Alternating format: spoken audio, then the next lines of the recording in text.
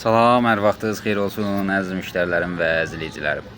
Deməli, gördüyünüz halda kondisionerimizin birini yumuşuq, qəşəng kurulanıb, qəşəngcə hazır etmişik, qoymuşuq ora. Bu da çərdəki. Çərdəkini də ağızlarınıza klopqalıyıb bağlamışıq, su görməsin, ıslanıb eləməsin deyəm. Görüm, görsədə biləcəmmi?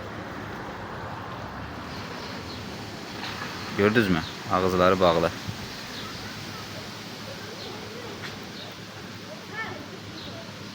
Səliqə, səhmanla. Başlayacaq bir dənə su vuracaq buna qəşəngcə. Görürsünüz.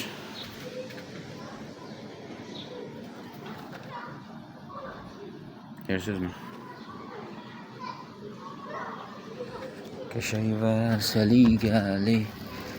Qəşəng və səliqəli.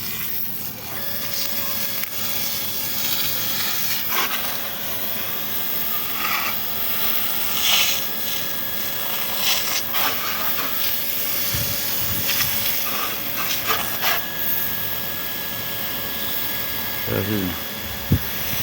Sizlerin de ihtiyaç olursa kulluğunuzdayıq. Allah canınızı sağ eləsin. YouTube kanalına da Mərifət Usta TV'ye abunə olmağı unutmayın.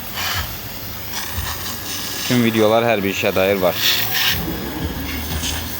Telefon nömrəmizdə 055 774 88 46.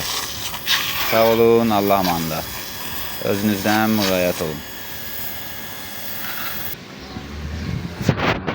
Universal Mərifət Usta. Sağ olun, Allah'a emanet.